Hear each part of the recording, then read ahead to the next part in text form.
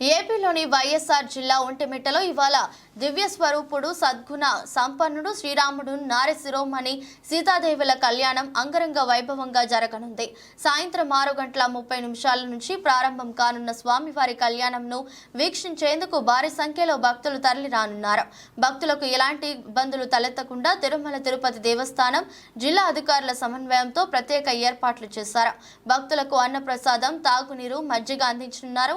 వేసవి కాలంను దృష్టిలో ఉంచుకొని గ్యాలరీలలో ఎయిర్ కూలర్లు, స్వామివారి కళ్యాణాన్ని వీక్షించేందుకు ఎల్ఈడి స్క్రీన్లు ఏర్పాటు చేశారు. సార్వత్రిక ఎన్నికల ప్రవర్తన నియమావళి అమలులో ఉండటంతో సీతారాముల కళ్యాణోత్సవానికి సీఎం జగన్ హాజరు కావడం లేదు. ఈ నేపథ్యంలో దేవాదాయ శాఖ ప్రత్యేక కార్యదర్శి కరికాల్ వలవన్ పట్టు వస్త్రాలు సమర్పించనున్నారు. ఒంటిమిట్టలో జరగనున్న శ్రీ సీతారాముల కళ్యాణం సాయంత్రం 6:30 నుంచి రాత్రి 8:30 వరకు కొనసాగుతుంది. భక్తులకు తలంబ్రాల ప్యాకెట్లు అందించేందుకు టీటీడీ అధికారులు సిద్ధం చేశారు.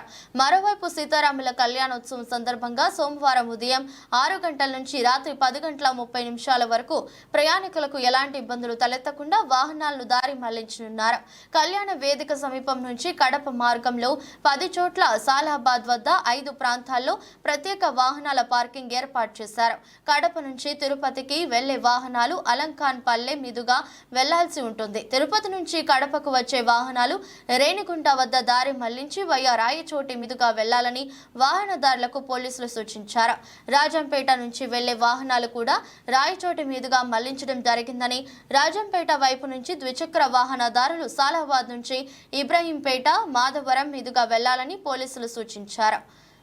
ఒంటిమిట్ట శ్రీ కోదండరామ స్వామివారి వార్షిక బ్రహ్మోత్సవాలు వైభవంగా జరుగుతున్నాయి. 4వ రోజు స్వామివారు నవనీత కృష్ణాలంకారంలో భక్తులకు దర్శనమిచ్చారు. మహిళలు, చిన్నారుల కోలాటం నడుమ స్వామివారి గ్రామోత్సవం కన్నుల పండుగగా సాగింది.